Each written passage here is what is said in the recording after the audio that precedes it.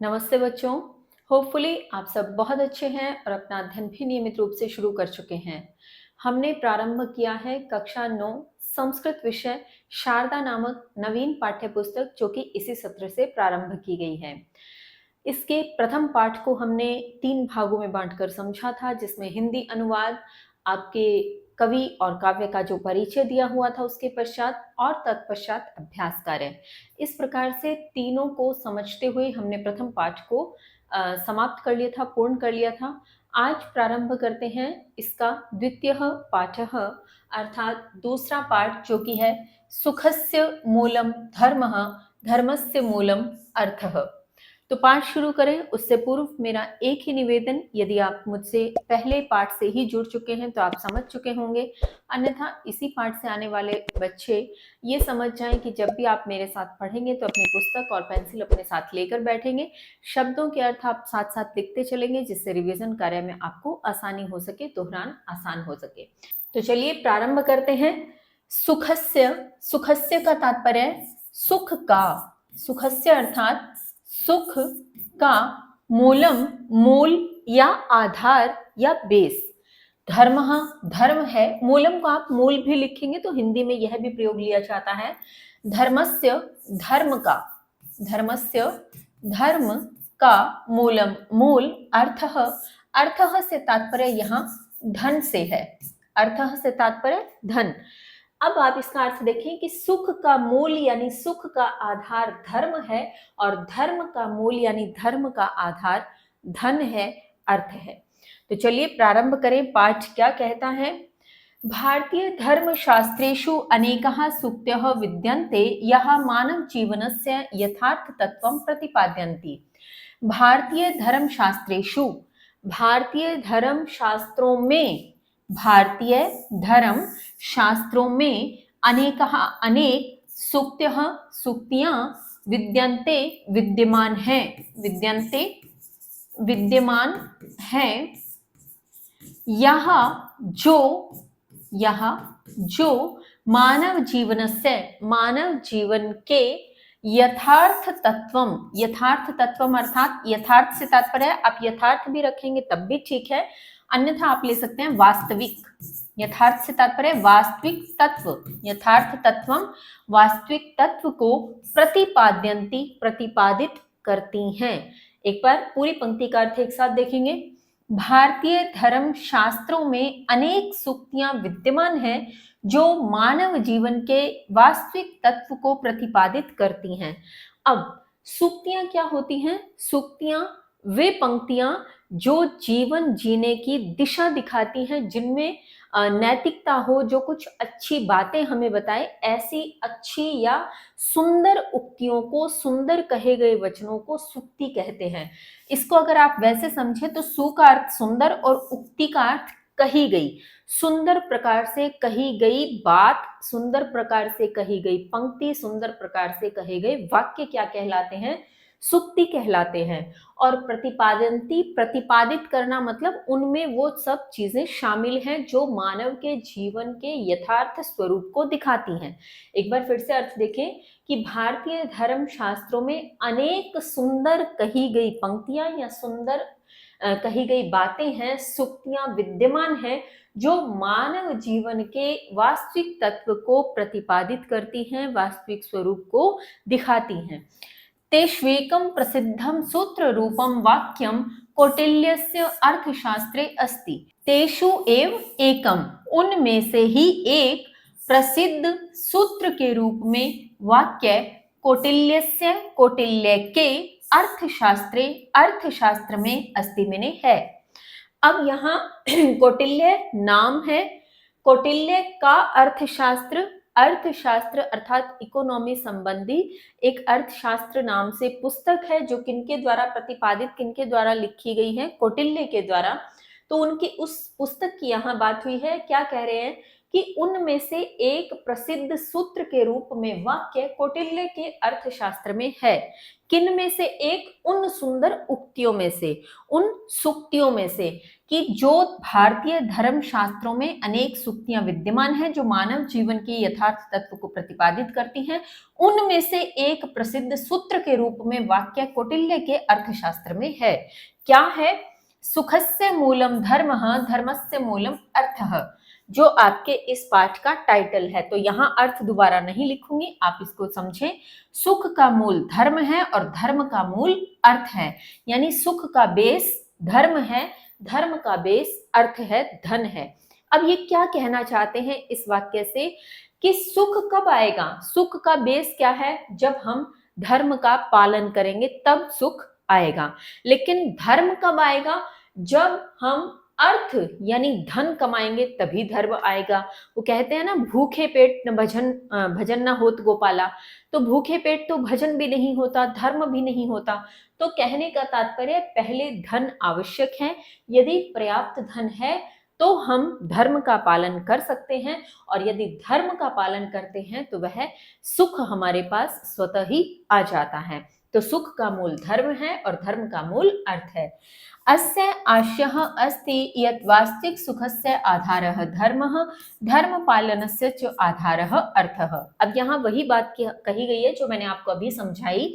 अस्य आशय, इसका आशय, अस्य अर्थात इसका आशय, अस्ति है, यत् कि वास्तविक सुखस्य आधार धर्म, वास्तविक सुख का आधार धर्म, धर्म पालनस्य च, और धर्म के पालन का आधार अर्थ यानी धन है। यानी धर्म का पालन हम कब कर पाएंगे? जब हमारे पास अर्थ होगा यानी धन होगा। अर्थः इत्युक्ते धनः, अर्थ यह कहा गया धन के लिए, जो अभी मैंने आपको बता भी दिया। अर्थ यह कहा गया धन के लिए, यत् कि सर्वविधस्य आजीविका व्यवहारस्य प्रमुख साधनम, जो कि सब प्रकार की, विधस्य प्रकार की, सब प्रकार की आजीविका व्यवहार से, आजीविका व्यवहार का प्रमुख साधन है। यानी हम जिस भी प्रकार की आजीविका के लिए काम करते हैं, जो भी हम व्यवहार करते हैं, आजीविका व्यवहार जो सब प्रकार की है, सब प्रकार की आजीविका व्यवहार का प्रमुख साधन है कौन? अर्थ यानी धन। आगे चलते हैं। जीवने धर्मः, अर्थः, सुखम इत्येतेषां त्रयाणां परस्पर संबंधः अविच्छिन्नः अस्ति।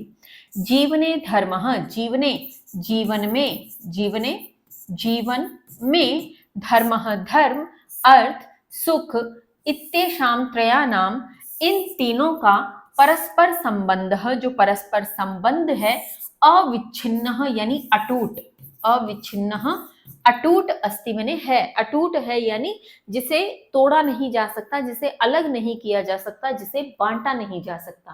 पूरी पंक्ति का अर्थ एक साथ देखें। जीवन में धर्म, अर्थ और सुख, इन तीनों का परस्पर अटूट संबंध है कि हमारे जीवन में सुख कब आएगा? जब हम धर्म का पालन करेंगे। धर्म का पालन हम कब कर पाएंगे? जब हमारे पास अर्थ होगा यानी धन होगा। तो अर्थ, धर्म और सुख, इन तीनों का परस्पर अटूट संबंध है। यह जनः न्यायपूर्वकम अर्थोपार्जनम करोति सह धर्म पालनम कर्तुम समर्थः भवति। यह जो जनः, जन, जो व्यक्ति, जो जन, न्यायपूर्वकम, न्यायपूर्वक, अर्थोपार्जनम, अर्थ का उपार्जन, अर्थोपार्जनम, अर्थ का उपार्जन। अब आप अर्थ का उपार्जन भी लिख सकते हैं, और उपार्जन का अर्थ होता है कमाना, यानी धन को कमाना। और अर्थ को आप इस प्रकार से लिखें तब भी ठीक है, और यहाँ धन लिख देंगे तब भी यह उचित माना जाएगा। तो धन को कमाना यानी धन का अर्जन, करोति करता है, सह वह, धर्म पालनम, धर्म पालन, कर्तुम करने के लिए, कर्तुम करने में या करने के लिए, समर्थः समर्थ भक्ति मैंने होता है। अब पूरी पंक्ति का अर्थ एक साथ देखें। जो जन या जो व्यक्ति न्याय पूर्वक अर्थ का उपार्जन करता है यानी अर्थ को कमाता है, वह धर्म का पालन करने में समर्थ होता है। धर्म पालनेन च दीर्घकालिकम सुखम लभते। धर्म पालनेन, धर्म पालन से, च मैंने और, दीर्घकालिकम, लंबे समय तक, दीर्घ मैंने होता है लंबा, कालिकम मैंने समय, लंबे समय तक या चिर समय तक, सुखम सुख लभते प्राप्त होता है, और धर्म के पालन से लंबे समय तक सुख प्राप्त होता है। पहले क्या किया, पहले अर्थ का जो अर्जन है, उपार्जन है, वह कैसा किया, न्यायपूर्वक किया, और जो न्यायपूर्वक अर्थ का उपार्जन किया उससे क्या किया, धर्म किया, और ऐसे किए गए धर्म के पालन से लंबे समय तक क्या प्राप्त हुआ, सुख प्राप्त हुआ। अब आगे चलते हैं। सामान्य जीवने अन्नम वस्त्रम आवासः शिक्षा स्वास्थ्य सेवा चेत्यादीनां मूलभूतानां आवश्यकतानां पूर्तये धनम आवश्यकम। सामान्य जीवने, सामान्य जीवन में, अन्नम, अन्न यानी भोजन, वस्त्रम वस्त्र, आवासः आवास यानी घर, शिक्षा, स्वास्थ्य सेवा, च मैंने और, इत्यादि नाम इत्यादि, मूलभूतानाम मूलभूत, आवश्यकतानाम आवश्यकताओं की, पूर्तये पूर्ति के लिए, पूर्तये पूर्ति के लिए, धनम धन, आवश्यकम आवश्यक है। सामान्य जीवन में अन्न, वस्त्र, घर, शिक्षा, स्वास्थ्य सेवा और स्वास्थ्य सेवा इत्यादि मूलभूत आवश्यकताओं की पूर्ति के लिए धन आवश्यक है। फिर है पर्याप्त धनस्य अभावात् स्वकर्तव्य पालनम कठिनम भवति।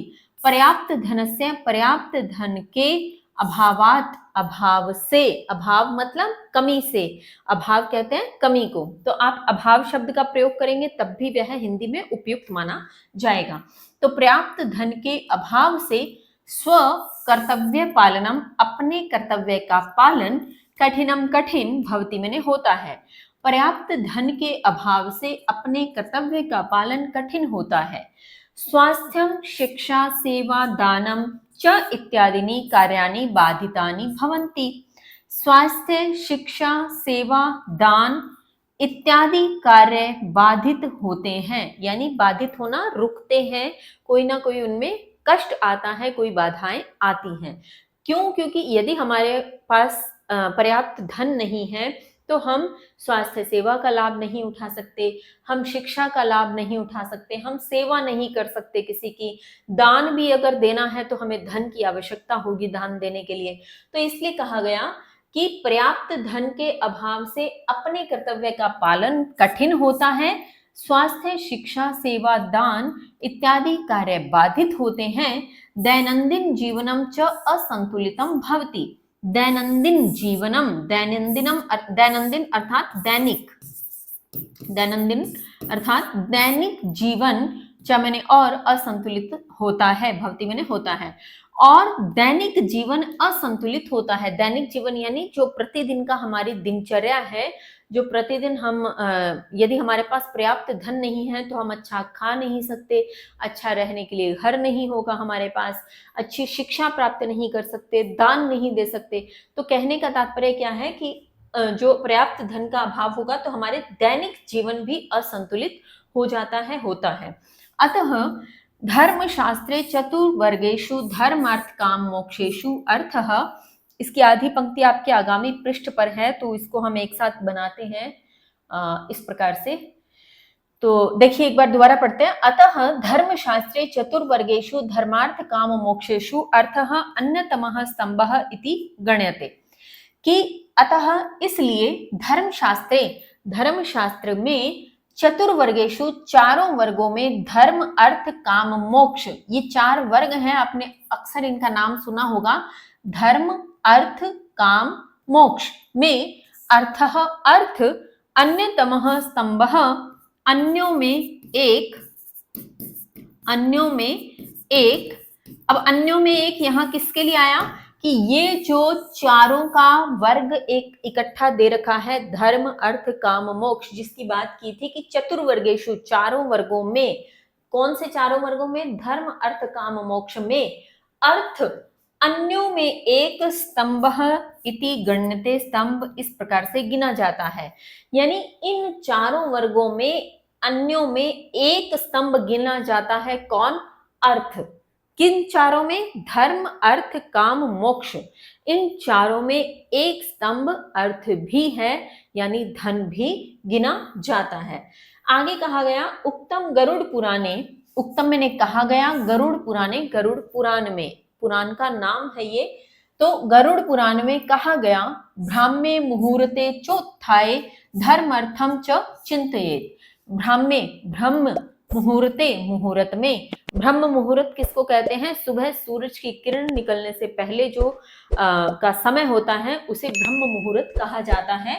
तो ब्रह्म मुहूर्ते, ब्रह्म मुहूर्त में च और उत्थाय उठकर धर्म और अर्थ, च मैंने और, धर्म और अर्थ चिंतयेत चिंतन करना चाहिए, चिंतयेत चिंतन करना चाहिए। ध्यान रखना यहाँ चिंता नहीं करनी, चिंतन करना है, दोनों में अंतर है। चिंता तो होती है टेंशन, लेकिन चिंतन क्या होता है कि उस पर चिंतन मनन करना, थॉट प्रोसेस, थिंक, इस प्रकार से।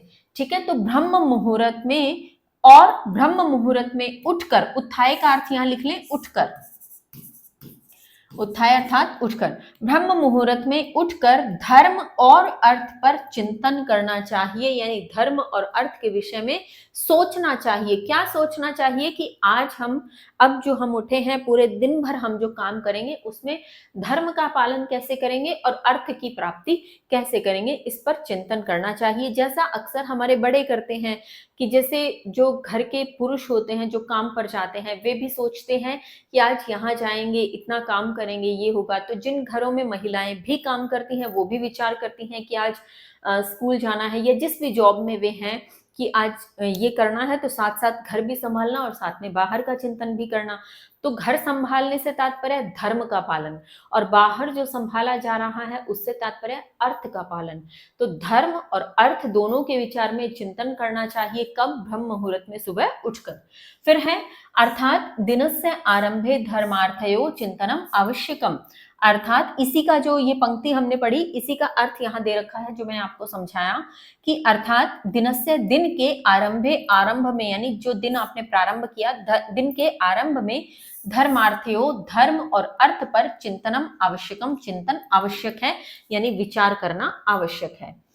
स्वस्थ आर्थिक व्यवहार त्रिविधः भवति, स्वस्थ आर्थिक व्यवहार तीन प्रकार से होता है। विधः अर्थात प्रकार, विधः से तात्पर्य प्रकार, त्रि मैंने तीन।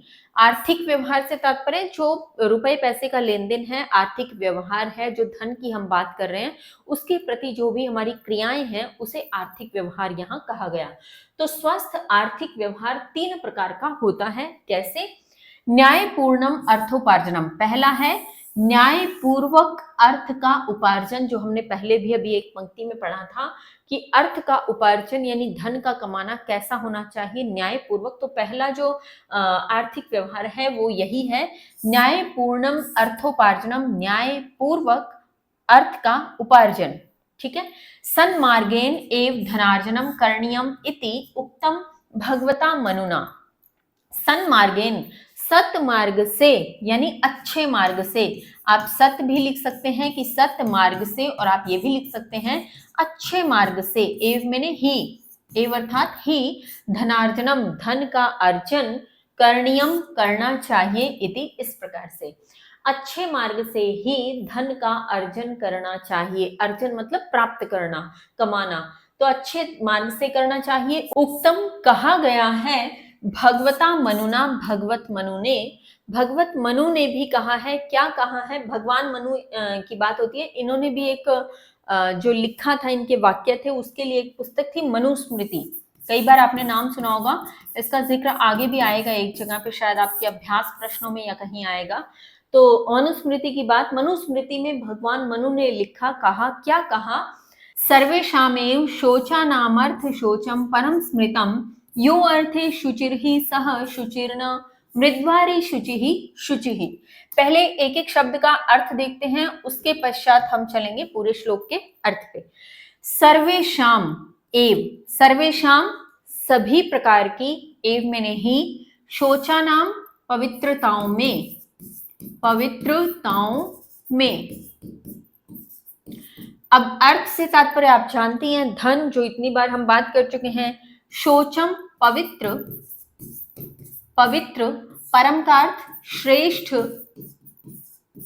स्मृतम कहा गया है, स्मृतम अर्थात कहा गया है, यो अर्थे, यो मैंने जो, अर्थे अर्थ में, जो अर्थ में, शुचि शुचिर्हि पवित्र है, जो अर्थ में पवित्र है, सह वह। अब यहां से आप लेंगे शुचि ही, ये न का हम अलग करेंगे, शुचि ही पवित्र है। अब ये शुचि शब्द जहां जहां आ रहा है ये पवित्र से ही है, और न का अर्थ नहीं, न अर्थात नहीं। अब यहां देखिएगा मृद्वारी, मृदवारी, यहां दो शब्द हैं। मृद से तात्पर्य होता है मिट्टी, मृद अर्थात मिट्टी, और वारी से अर्थ होता है पानी, वारी अर्थात पानी। शुचि ही पवित्र, शुचि ही पवित्र। अब कितनी बार पवित्र आ गया, लेकिन कैसे अर्थ बनेगा, एक एक शब्द के अर्थ को हमने देख लिया। अब चलते हैं श्लोक के अर्थ पे।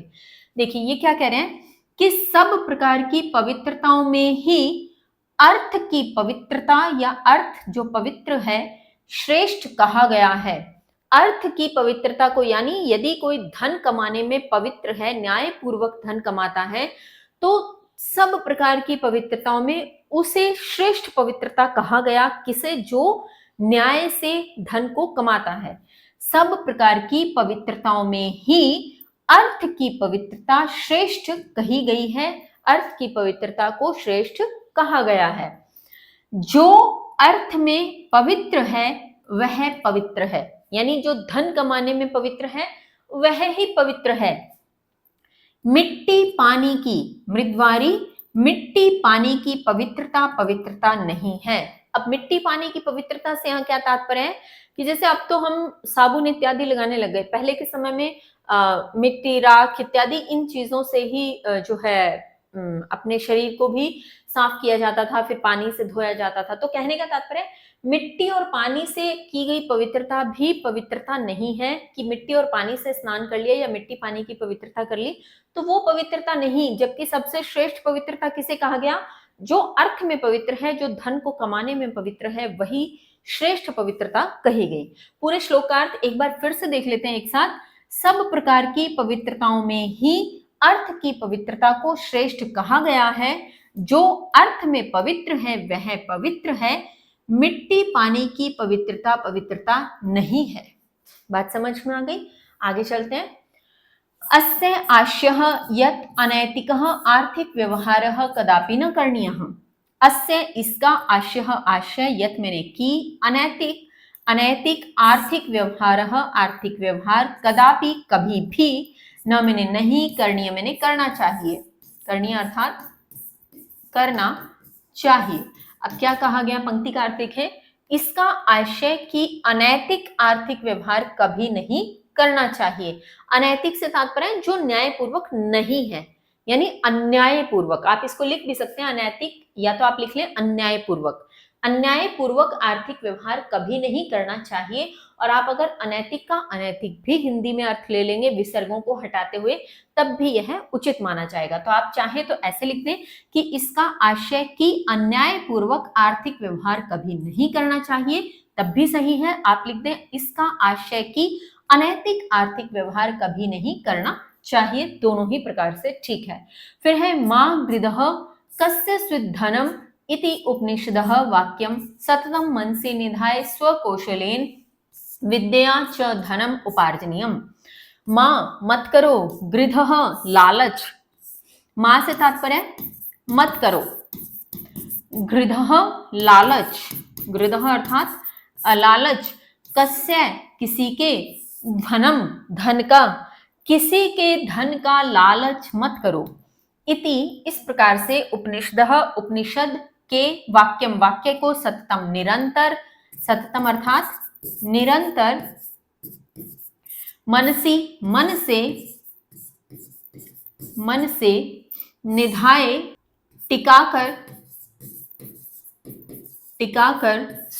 कौशलेन अपने कौशल से, विद्या से, च मैंने और, धनम मैंने धन, उपार्जनीयम उपार्जित करना चाहिए या अर्जित करना चाहिए, अर्जित करना चाहिए। पूरी पंक्ति का अर्थ एक साथ देखिए अब।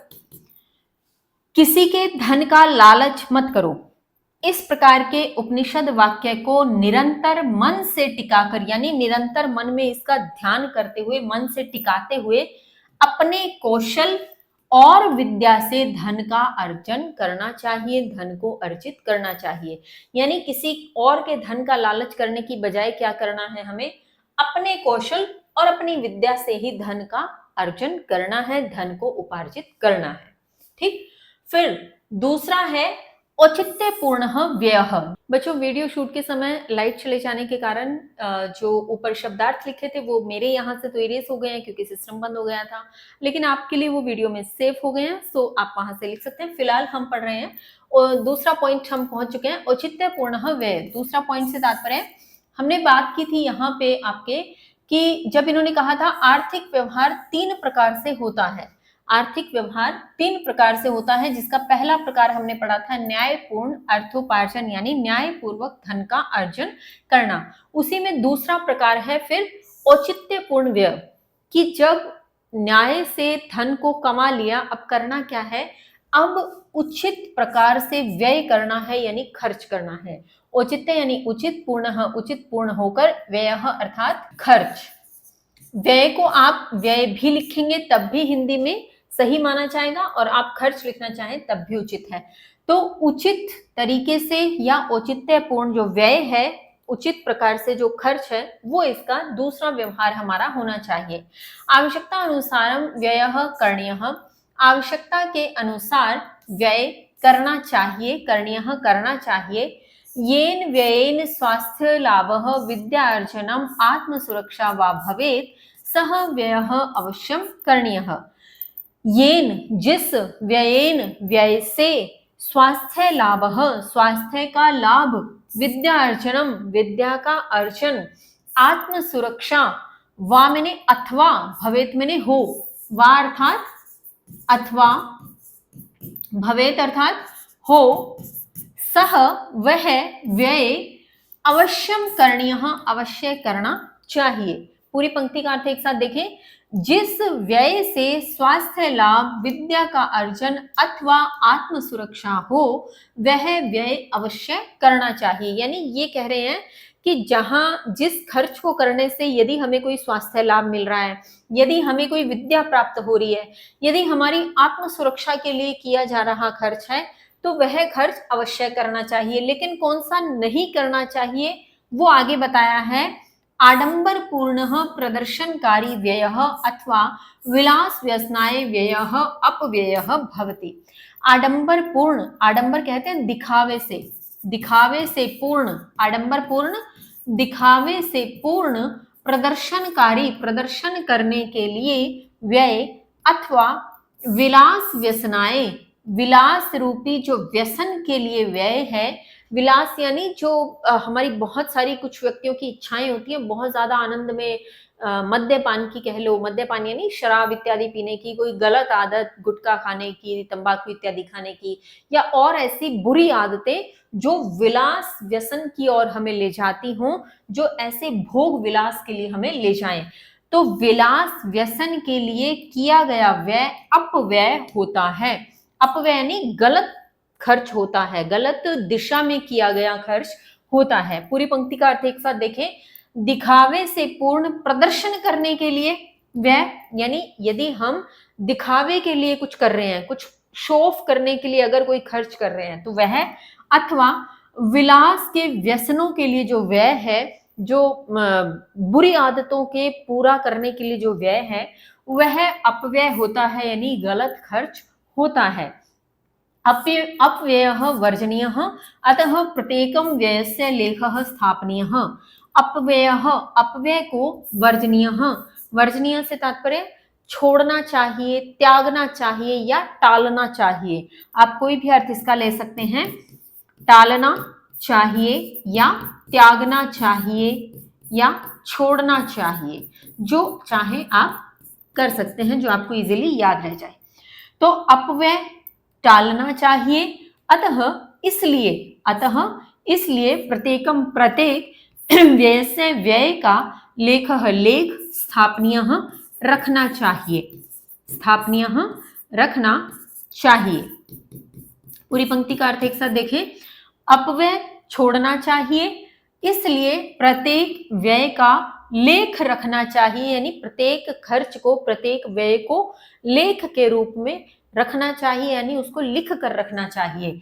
अन्ते च तेषां परिशीलनम करणीयम, और अंत में तेषाम उनकी परिशीलनम समीक्षा, परिशीलनम समीक्षा करणीयम करनी चाहिए, और अंत में उनकी समीक्षा करनी चाहिए। किन की समीक्षा? उस व्यय की समीक्षा जो लेख के रूप में रख ली गई है, जो खर्च हमने महीने भर का लिखा है, अंत में, महीने के अंत में उनकी समीक्षा, उस जो खर्चे किए हैं उन खर्चों की समीक्षा करनी चाहिए। होगा क्या समीक्षा करने से? तब हमें पता लगेगा कि हमने कितना सही खर्च किया और कितना गलत खर्च किया। जो त्यागा जा सकता है, जो छोड़ा जा सकता है, जो टाला जा सकता है, ऐसा जो खर्च किया है तो उसको अगले महीने न किया जाए। इसके लिए कहा गया कि इसलिए प्रत्येक व्यय का लेख रखना चाहिए और अंत में उनकी समीक्षा करनी चाहिए कि उसमें कुछ गलत हुआ है तो उसको अगली बार न किया जाए। फिर तीसरा आर्थिक व्यवहार है भविष्य दृष्टया संचयः, यानी पहले न्यायपूर्वक कमाना, फिर उचित तरीके से खर्च करना, और तीसरा आर्थिक व्यवहार होता है भविष्य की दृष्टि से संचय करना, यानी भविष्य को देखते हुए एकत्र करना, संचय करना। ठीक है, दृष्टया देखते हुए संचय एकत्र करना या संचय करना भी आप हिंदी में लिख सकते हैं। उपार्जित धनस्य कश्चन भागः भविष्य सुरक्षायै संचनीयः। उपार्जित धनस्य, उपार्जित धन का या कमाए हुए धन का कश्चन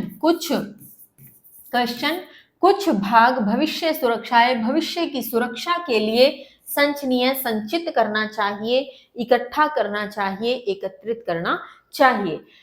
कमाए गए धन का कुछ भाग भविष्य की सुरक्षा के लिए एकत्रित करना चाहिए। संचयस्य अभ्यासेन जनः स्वावलंबी भवति। संचयस्य, एकत्रित किए गए अभ्यास से जन यानी व्यक्ति स्वावलंबी होता है।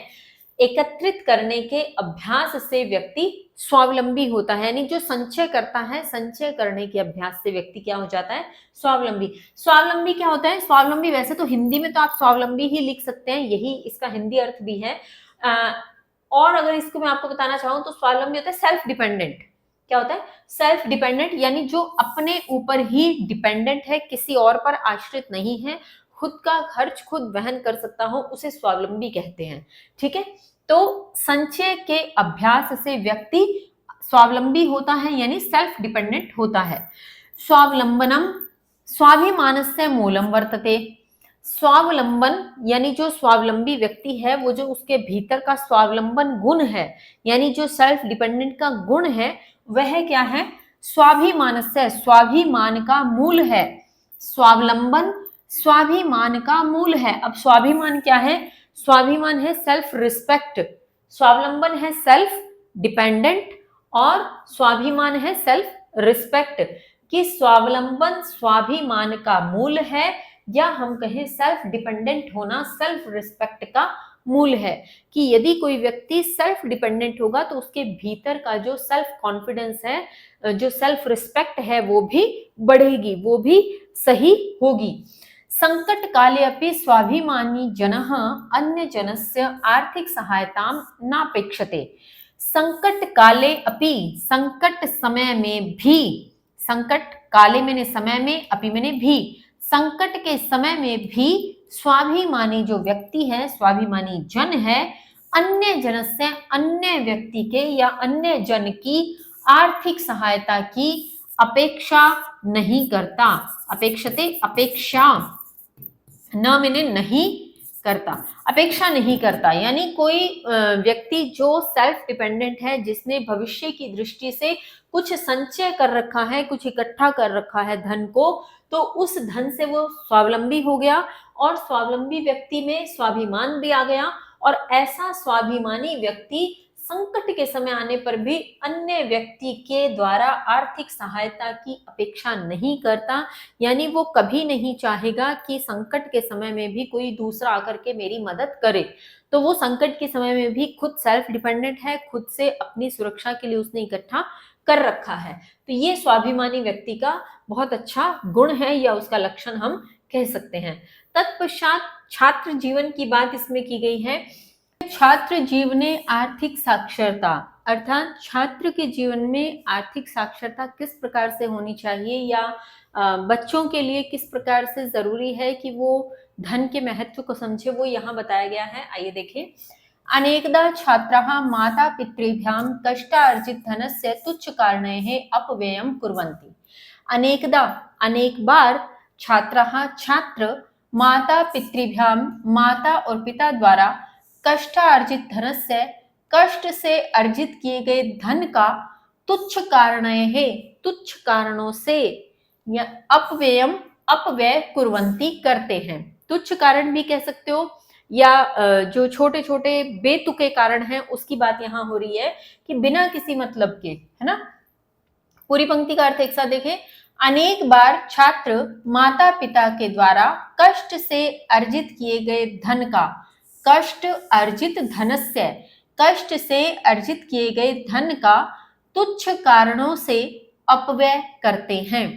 किस प्रकार के तुच्छ कारण होते हैं बच्चों के, वो देखिए। जिह्वा लालसा पूरत्यर्थम त्वरिताहारः, शीत पेयम पुटीकृत भोजनम तथैव व्यसन पदार्थानां सेवनम, प्रदर्शन कार्य परिधानम, विलासिता पूर्णम आचरणम चे इत्यादि चेत्यादि यत्र प्रभूतः अपव्ययः भवति। अब देखिए, जिह्वा लालसा पूर्त्यर्थम, जिह्वा की यानी जीभ की लालसा की पूर्ति के लिए, पूर्त्यर्थम, पूर्ति के लिए। आपको जहां पे लगे किसी शब्द का अर्थ लिखने की आवश्यकता है वो आप लिख लीजिए। तो जीभ के लालसा की पूर्ति के लिए त्वरिताहारः, त्वरिता यानी तुरंत बनने वाले आहार, और तुरंत बनने वाले आहार कौन से होते हैं, जिसे आप आजकल फास्ट फूड के नाम से जानते हैं। फास्ट फूड क्या होते हैं, त्वरित आहार, ठीक। शीत पेयम, मृदु पेय या मीठे पेय, शीत पेयम, पेयम यानी पीने योग्य जो पदार्थ है, मृदु पदार्थ, जिसे आप क्या किस नाम से जानते हैं आज के समय में, सॉफ्ट ड्रिंक्स, क्या बोलते हैं इसको, सॉफ्ट ड्रिंक्स। पुटीकृत भोजनम, पुटीकृत यानी डिब्बा बंद भोजन, डिब्बा बंद यानी पैक्ड फूड जिसे आप कहते हैं, क्या बोलते हैं आप इसे, पैक्ड फूड या डिब्बा बंद भोजन, पैक्ड फूड खाते हैं ना बहुत आजकल बच्चे, पैक्ड फूड। तथैव, तथा, इस प्रकार ही, व्यसन पदार्थानां सेवनम, व्यसन के पदार्थों का सेवन, प्रदर्शनकारी परिधानम, प्रदर्शन करने वाले परिधान, परिधान कहते हैं वस्त्रों को या कपड़ों को, वस्त्र, प्रदर्शन करने वाले वस्त्र, विलासितापूर्ण आचरण, विलासितापूर्ण यानी बहुत आराम पसंद व्यवहार, आराम पसंद की हमें ये भी चाहिए, ये भी चाहिए, ये भी चाहिए, तो विलासितापूर्ण, भोग विलास, जिसको क्या ये भी लेकर के आनंद लेना है, ये भी लेकर के आनंद लेना है, ये भी लेना है, आनंद लेना है, तो उसे कहते हैं विलासितापूर्ण आचरण यानी व्यवहार। इत्यादि यत्र, जहां, प्रभूतः, यत्र का अर्थ जहां, प्रभूतः अत्यधिक, एक बार एक एक शब्द का अर्थ देख रहे हैं, पूरी पंक्ति का अर्थ पे अभी एक साथ चलेंगे हम। अत्यधिक, अपव्ययः, अपव्यय भवति मैंने होता है। अब पूरी पंक्ति का अर्थ एक साथ देखें। जीभ की लालसा की पूर्ति के लिए त्वरित भोजन या फास्ट फूड, मृदु पेय या पीने योग्य जो मृदु पदार्थ है यानी सॉफ्ट ड्रिंक्स, पुटीकृत डिब्बा बंद भोजन यानी पैक्ड फूड, तथैव, तथा, इस प्रकार ही, व्यसन वाले पदार्थों का सेवन, प्रदर्शन करने वाले वस्त्रों को पहनना, विलासिता पूर्ण व्यवहार इत्यादि, जहां अत्यधिक अपव्यय होता है। अब ये सारी कौन से आदतें थी जिसकी बात पहली पंक्ति में की गई थी इन्होंने, कि अनेक बार छात्र माता पिता द्वारा कष्ट से अर्जित किए गए धन का तुच्छ कारणों से अपव्यय करते हैं। तो ये जो तुच्छ कारण है, कौन कौन से, कि जीव की लालसा की पूर्ति करनी है, ये बड़ा तुच्छ कारण है। इसके लिए क्या करना है, फास्ट फूड खा लेना है, सॉफ्ट ड्रिंक्स पी लेनी है, पैक्ड फूड खा लेने हैं, व्यसन वाले पदार्थों का सेवन करना है, इनके लिए प्रदर्शन करने के लिए कपड़ों को पहनना है, यानी शो ऑफ करने के लिए कपड़े पहनना है, आनंद से जीवन जीने के लिए हर चीज चाहिए, तो वो जो आचरण है ये तुच्छ कारण है सारे। तो ये सभी क्या है, जहां अत्यधिक अपव्यय होता है। एतय न केवलम धन हानि ही स्वास्थ्य हानिरपि जायते। एतय इनसे, एतय इन सब से या इनसे न केवलम, न केवल धन हानि, यानी न सिर्फ धन हानि, स्वास्थ्य हानिरपि, स्वास्थ्य हानि अपि मैंने भी, अपि अर्थात भी, जायते होती है या उत्पन्न होती है। तो इनसे न सिर्फ धन की हानि, स्वास्थ्य हानि भी उत्पन्न होती है। स्वास्थ्य हानि कारणात् पुनः धन व्ययो वर्धते।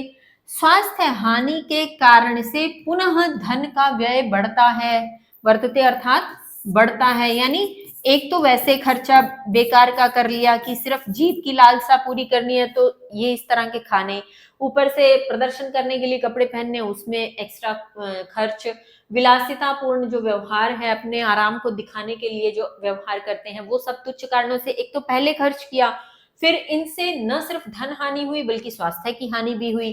अब स्वास्थ्य हानि के कारण से फिर या पुनः धन का व्यय बढ़ता है, फिर स्वास्थ्य को ठीक करने के लिए धन का व्यय होता है, उसको सही करने के लिए धन को खर्च करना पड़ता है। अब देखिए आगे क्या कह रहे हैं, अर्जितस्य संचयः संचितस्य च निवेशः। क्या कहा कि अर्जितस्य संचयः, अर्जित किए का संचय, च मैंने और, संचितस्य निवेशः, संचित किए गए का निवेश, अर्जित किए गए का संचय और संचित किए गए का निवेश। अब अर्जित करना मतलब कमाया, कमाए हुए को इकट्ठा करना और इकट्ठे हुए को निवेश करना। निवेश का मतलब हाँ आप यहां ले सकते हो इन्वेस्टमेंट, जिसे आप कहते हैं इन्वेस्टमेंट करना या निवेश करना। तो ये कह रहे हैं कि जो मूल सूत्र क्या होना चाहिए, सूत्र ये होना चाहिए कि अर्जित किए का संचय करो और संचित किए का निवेश करो। चाणक्य नीतो उक्तम, चाणक्य नीति में कहा है, क्या कहा है चाणक्य नीति में, जल बिंदु निपातेन क्रमशः पूर्यते घटः सह क्रमः सर्व विद्यानाम धर्मस्य च धनस्य च।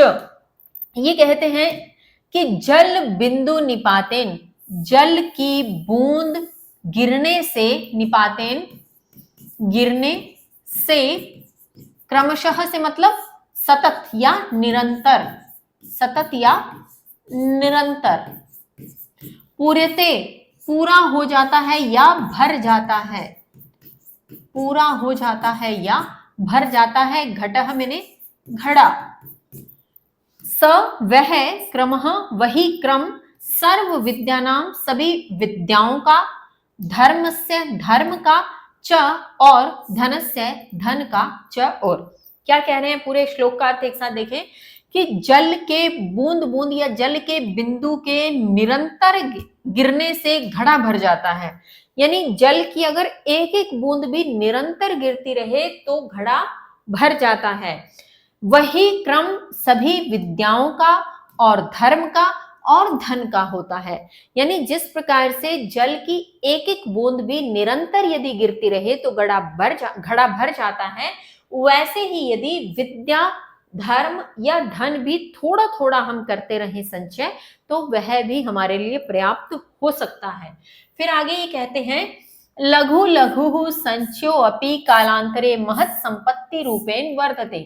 लघु लघु यानी छोटा छोटा, संचयो अपि संचय भी, छोटा छोटा संचय भी, कालांतरे काल के बाद या समय आने पर, समय को पाकर, कालांतरे आप लिख सकते हो समय को पाकर, ठीक है, समय पाकर महत् संपत्ति रूपेण, महत् यानी बहुत संपत्ति के रूप में, वर्धते बढ़ता है, बहुत संपत्ति के रूप में बढ़ता है। पूरी पंक्ति का अर्थ एक साथ देखें कि छोटा छोटा संचय भी, यानी छोटा छोटा अगर इकट्ठा किया है धन को, धर्म को या विद्या को, तो वो छोटा छोटा संचय भी, छोटा छोटा इकट्ठा किया भी समय को पाकर बहुत संपत्ति के रूप में बढ़ता है। क्या, जैसे जल की बूंद के निरंतर गिरने से घड़ा भर जाता है, वैसे थोड़ा थोड़ा संचय हमेशा करते रहें तो वह भी कुछ समय के बाद संपत्ति, बहुत अधिक संपत्ति के रूप में बढ़ता है। यदि छात्राः प्रतिदिनम् अल्पधनस्यापि संचयं कुर्वन्ति तस्य उचित निवेशं च कुर्वन्ति तर्हि तेषां भविष्यं सुरक्षितं भवेत्। यदि छात्र प्रतिदिन अल्प धनस्य अपि, थोड़े धन का भी, अल्प मैंने थोड़े धनस्य, धन का, अपि मैंने भी, थोड़े धन का भी संचय कुर्वन्ति करते हैं, तस्य उसका, उचित निवेशम उचित निवेश च मैंने और कुर्वन्ति मैंने करते हैं, तरही तो तेषाम उनका भविष्य सुरक्षितम सुरक्षित भवेत मैंने होगा, उनका भविष्य सुरक्षित होगा। पूरी पंक्ति का अर्थ एक साथ देखें। यदि छात्र प्रतिदिन थोड़े धन का भी संचय करते हैं और उसका उचित निवेश करते हैं तो उनका भविष्य सुरक्षित होगा। भारत देशे धन संचयस्य सुरक्षित निवेशस्य च कृते बहुविधाः मार्गाः सन्ति। भारत देश में धन संचय का, सुरक्षित निवेश का, च मैंने और, कृते मैंने के लिए बहुविधः बहुत प्रकार के, मार्ग संति मैंने हैं। भारत देश में धन संचय और सुरक्षित निवेश के लिए बहुत प्रकार के मार्ग हैं या बहुत रास्ते हैं। धन संचय करने के और धन संचय करके उसको निवेश करने के, सुरक्षित निवेश करने के बहुत रास्ते हैं। कौन कौन से हैं? तेषु प्रधानमंत्री जन धन योजना, सुकन्या समृद्धि योजना, सार्वजनिक भविष्य निधि, वरिष्ठ नागरिक संचय योजना, किसान विकास पत्रम, राष्ट्रीय संचय प्रमाण पत्रम, राष्ट्रीय पेंशन योजना, नियत निक्षेपः, आवृत्ति निक्षेपः चेत्याद्याः प्रमुखाः सन्ति। अब देखिए ये सब नाम है। तेषु उनमें प्रधानमंत्री जनधन योजना, सुकन्या समृद्धि योजना, सार्वजनिक भविष्य निधि, वरिष्ठ नागरिक संचय योजना, किसान विकास पत्र, राष्ट्रीय संचय प्रमाण पत्र, राष्ट्रीय पेंशन योजना, नियत निक्षेप कहते हैं निश्चित समय के लिए जमा, निश्चित समय के लिए, नियत मैंने निश्चित समय के लिए, निश्चित समय के लिए, और निक्षेपः का अर्थ जमा, निक्षेपः जमा, निश्चित समय के लिए जमा, जिसे आप क्या कहते हैं? Fix deposit, FD. आप अपने घर पे अपने माता पिता से पूछेंगे एफडी क्या होता है, वो भी आपको समझा देंगे। नियत निक्षेपः निश्चित समय के लिए जमा यानी फिक्स डिपॉजिट, एफडी जिसको कहते हैं, और आवृत्ति निक्षेपः होता है आवर्ती जमा, आवर्ती जमा जो बार बार जमा करवाया जाता है, चाहे वो महीने के महीने हो सकता है, 3 महीनों के बाद क्वार्टरली हो सकता है, या 6 मंथ का हो सकता है, सालाना यानी ईयरली हो सकता है, तो वो एक डिपेंड करता है। अब इसको कहते हैं आरडी, इसको क्या बोलते हैं? RD, recurring deposit. तो ये दोनों चीजें एफडी या आरडी आप अपने घर परिवार में माता पिता से, बड़ों से पूछेंगे तो वो आपको बहुत अच्छे से समझा देंगे। और उनसे पूछिएगा भी कि क्या उन्होंने एफडी या आरडी में से कुछ करवा रखा है। यदि उनका जवाब है हाँ, तो इसका मतलब है कि बहुत सही है कि उन्होंने निवेश कर रखा है कहीं ना कहीं, जो आपके भविष्य में काम आने वाला है। ठीक है, तो ये सब नाम है चैत्याद्याः, और ये सभी प्रमुख संति में हैं। तो ये जो हमने नाम पढ़े कि उनमें प्रधानमंत्री जनधन योजना, सुकन्या समृद्धि योजना, सार्वजनिक भविष्य निधि, वरिष्ठ नागरिक संचय योजना, किसान विकास पत्र, राष्ट्रीय संचय प्रमाण पत्र, राष्ट्रीय पेंशन योजना, निश्चित समय के लिए जमा और आवर्ती जमा उनमें प्रमुख हैं। एतासां सर्वकारीय योजना नाम विशेष सूचना। हाँ, अब इस पंक्ति का भी आपका अग्रिम पंक्ति पे खत्म हो रही है लाइन, अग्रिम पृष्ठ पे, सॉरी। लब्धुम लाभम वाप्तुम च समीपस्थ वित्त गाराः पत्राल्याः वा गंतव्याः तत्संबद्धाः अधिकारिणः च प्रष्टव्याः। अब शब्द के अर्थ देखें पहले। एतासां इन सर्वकारी योजना नाम, सरकारी, सर्वकारी कहते हैं सरकारी, सरकारी योजना नाम योजनाओं के विषय में सूचना लब्धुम पाने के लिए, लब्धुम पाने के लिए, लाभ वाप्तुम लाभ प्राप्त करने के लिए, लाभम वाप्तुम लाभ प्राप्त करने के लिए, प्राप्त करने के लिए चमने और समीपस्थ, समीप में स्थित या पास में ही स्थित वित्तागाराः अर्थात बैंक, वित्तागाराः बैंक, पत्राल्याः अर्थात पोस्ट ऑफिस, पत्राल्याः पोस्ट ऑफिस जिसे आप डाकघर भी कहते हैं, वामने अथवा गंतव्या जाकर, गंतव्या अर्थात जाकर, तत्संबद्धः, तत् मैंने उससे, तत् अर्थात उससे, संबद्धः संबंधित, उससे संबंधित, अधिकारिणः अधिकारियों से, चमने और, पृष्टव्यः पूछना चाहिए, पृष्टव्यः पूछना चाहिए। अब ये क्या कह रहे हैं, पूरी पंक्ति का अर्थ एक साथ देखते हैं कि इन सरकारी योजनाओं के विषय में सूचना पाने के लिए और लाभ प्राप्त करने के लिए समीप में स्थित बैंक अथवा पोस्ट ऑफिस में जाकर उससे संबंधित, किससे संबंधित, जिस भी सरकारी योजना में आप निवेश करना चाहते हैं उस योजना से संबंधित अधिकारियों से पूछना चाहिए। यानी यदि आप इन सरकारी योजनाओं के बारे में कुछ जानना चाहते हैं, इनका लाभ प्राप्त करना चाहते हैं, तो आपको पास में स्थित किसी बैंक या पोस्ट ऑफिस में जाकर के इनसे संबंधित जो अधिकारी हैं उनसे इसके विषय में जानना चाहिए, पूछना चाहिए। एतासु योजनासु न केवलं कष्टार्जित धनस्य सुरक्षा भवति अपितु चक्रवृद्ध्यंशेन सह तद धनम सततम वर्धमानम भवति। अब देखिए, एतासु इन योजनासु योजनाओं से न केवल, न सिर्फ कष्टार्जित धनस्य कष्ट से अर्जित किए गए धन की सुरक्षा भवति मैंने होती है, अपितु चक्रवृद्धि ब्याज के साथ, सह मैंने साथ, चक्रवृद्धि ब्याज के साथ या अंश के साथ, सह मैंने साथ, तत् धनम यानी वह धन, सततम निरंतर, वर्धमानम वृद्धि को प्राप्त, भवति मैंने होता है। इन योजनाओं से न केवल कष्ट से अर्जित किए गए या कष्ट से कमाए हुए धन की सुरक्षा होती है, अपितु चक्रवृद्धि ब्याज के साथ वह धन वृद्धि को प्राप्त होता है। अब चक्रवृद्धि ब्याज क्या होता है, एक होता है कि आप कोई पैसा जमा कराते हैं तो उस पर इंटरेस्ट मिलना ब्याज कहलाता है। अब वो ब्याज यदि सालाना केवल उसी मूल पर बढ़ रहा है तो वो तो होता है साधारण ब्याज, या जिसे हम नॉर्मल जो इंटरेस्ट है वो कहते हैं। लेकिन चक्रवृद्धि ब्याज क्या होता है, जिसे आप कंपाउंड इंटरेस्ट कहते हैं। इसके बारे में हम डिटेल में भी पढ़ेंगे जब आपके इसी चैप्टर के बाद अभ्यास कार्य से पहले जो अत्र इदम अवधेयम वाला जो है भाग, उसमें चक्रवृद्धि ब्याज ही समझाया हुआ है, तो वहां हम इसे और डिटेल में पढ़ लेंगे। वैसे इसे कंपाउंड इंटरेस्ट कहते हैं। आपने मैथ में इसको सुना होगा, समझा होगा, किया भी होगा।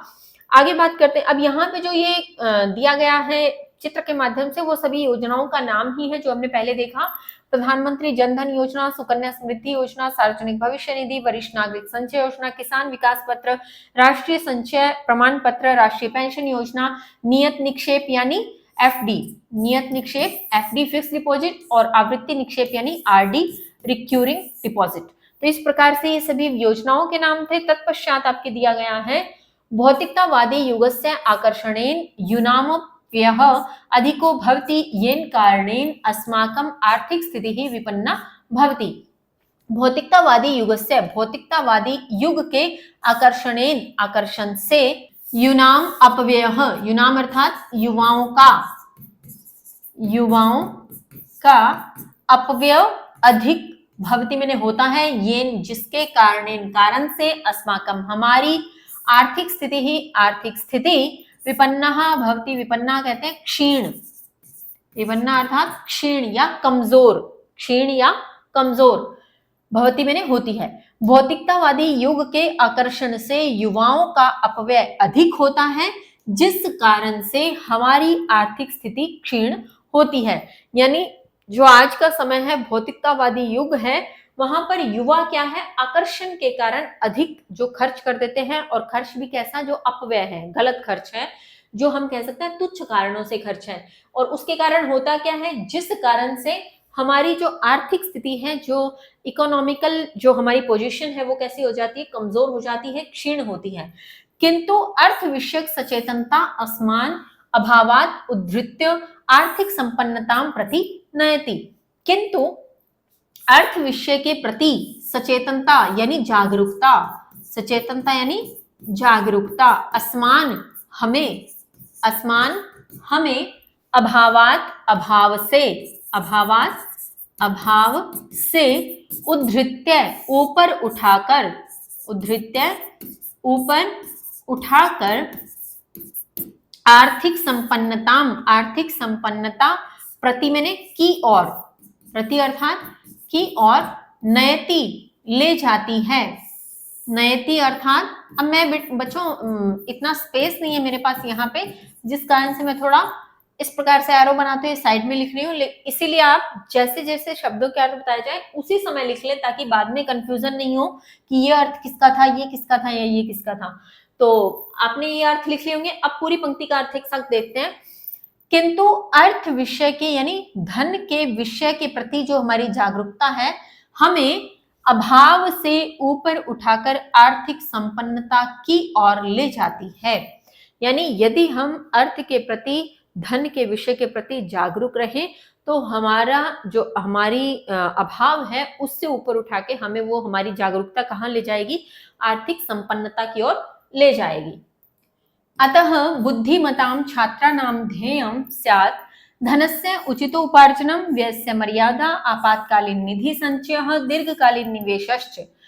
अतः इसलिए बुद्धिमान छात्रों का ध्येय भी आप लिख सकते हो और उद्देश्य भी लिख सकते हो। इसको ध्येय अर्थात उद्देश्य, बुद्धिमान छात्रों का उद्देश्य हो, स्यात् मैंने हो, क्या हो, धनस्य उचितो उपार्जनम, धन का उचित अर्जन, यानी जो हमने पहला पढ़ा था न्याय पूर्वक धन का अर्जन। व्ययस्य मर्यादा, खर्च करने की जो मर्यादा है वो होनी चाहिए। आपातकालीन निधि संचय, अब देखिए अर्थ के लिए एक नया शब्द हमारे पास आया है, निधि। निधि का अर्थ भी क्या होता है, धन या अर्थ। तो आपातकालीन धन संचय यानी आपातकाल के लिए, जो आपातकालीन स्थिति किसे कहते हैं, संकटकालीन परिस्थितियों के लिए निधि संचय यानी धन का संचय, दीर्घकालीन निवेशश और चमने और दीर्घकाल के लिए निवेश, यानी आपातकाल के लिए तो धन का संचय, कुछ धन हमारे पास इकट्ठा भी होना चाहिए और कुछ दीर्घकाल के लिए हमने निवेश भी हमारा होना चाहिए। तो फिर से पूरी पंक्ति का अर्थ एक साथ देखें। इसलिए बुद्धिमान छात्रों का लक्ष्य हो या ध्येय हो या उद्देश्य हो, धन का उचित अर्जन या धन की उचित कमाई, व्यय की मर्यादा, खर्च की मर्यादा, आपातकाल के लिए धन का संचय और दीर्घकाल के लिए निवेश। यह एतेषां अनुशासनेन पालनं करोति स एव यथार्थतः धनस्य धर्मस्य च संतुलनं स्थापितुं शक्नोति। यह जो एतेषां इनका अनुशासनेन अनुशासन से पालन करोति करता है, सह वह एव मैंने ही यथार्थतः वास्तव में धनस्य धन का, धर्मस्य धर्म का, च मैंने और, संतुलन या बैलेंस, स्थापित शक्नोति कर सकता है। आप लिख लीजिए इधर उधर, मैं फिर लिखूंगी तो चलिए लिख देती हूँ। शक्नोति अर्थात कर सकता है। पूरी पंक्ति का अर्थ एक साथ देखें कि जो इनका अनुशासन से पालन करता है वह ही वास्तव में धन और धर्म का संतुलन स्थापित कर सकता है। फिर है, यह विद्यार्थी अद्य अर्थ विषय जागरूको अस्ति सह भविष्य उत्तरदायी नागरिको भवति।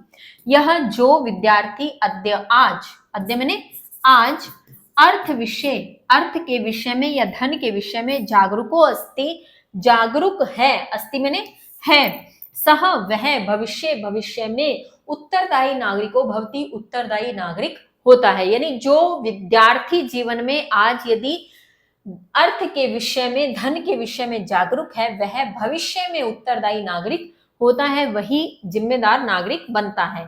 धर्म अर्थ सुख इत्येषां संतोलनम एव यथार्थ जीवनस्य लक्षणम।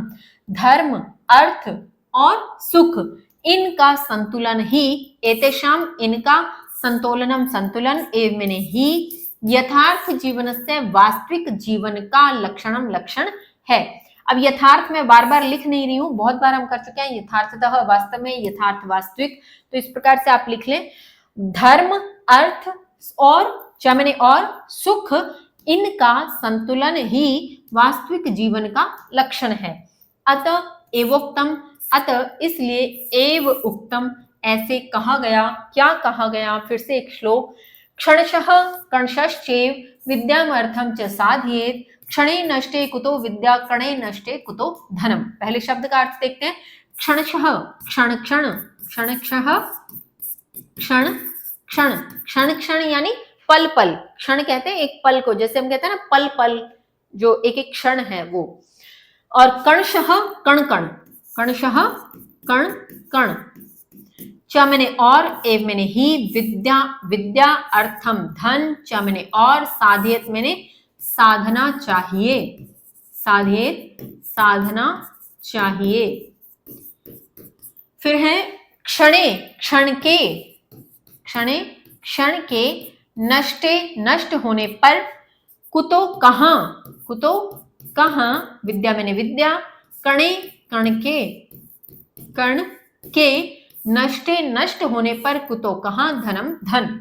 अब देखिए क्या कह रहे हैं कि क्षण क्षण क्षणशः क्षण क्षण और कण कण ही विद्या और अर्थ को साधना चाहिए, यानी क्षण क्षण और कण कण में ही विद्या और अर्थ को साधना चाहिए।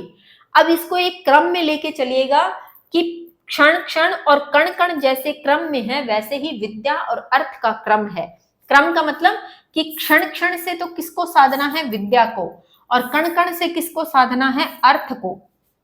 कैसे साधना है कि एक एक पल बचाओगे, समय बचाओगे तो विद्या आएगी हमें। इसीलिए तो बड़े कहते हैं ना कि समय का महत्व समझो, समय का मूल्य समझो, एक एक मिनट बर्बाद मत करो, पढ़ाई करो, विद्या का अर्जन करो। तो इसलिए कहा गया क्षण क्षण से क्या होती है, विद्या को साधा जाता है।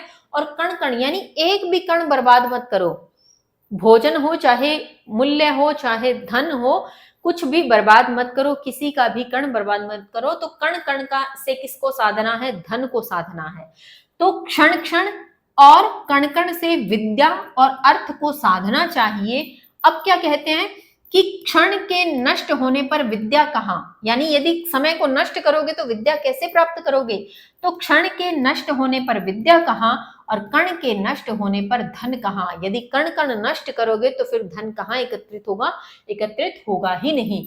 तो क्षण क्षण से किसको साधना, विद्या को, और कण कण से किसको साधना, अर्थ को साधना। क्षण के नष्ट होने पर विद्या नहीं होगी या कहां होगी, और कण के नष्ट होने पर धन कहां, तो धन नहीं होगा। ये इस पाठ का अर्थ था जिसको हमने बहुत विस्तार से समझा। मुझे आशा है कि आपको ये समझ में आया होगा। तो आज के लिए इस अध्याय के हिंदी अनुवाद के साथ इस वीडियो को यहीं समाप्त करते हैं। मिलते हैं अगली वीडियो में। इसमें दिए गए व्याकरणिक कार्य या जो मैंने बताया था शायद चक्रवृद्धि ब्याज से संबंधी जो आपके यहाँ दिया गया है प्रकरण, उसको हम समझेंगे नेक्स्ट वीडियो में। तब तक के लिए स्वस्थ रहिए, मस्त रहिए, पढ़ते रहिए। धन्यवाद। जय हिंद, जय भारत।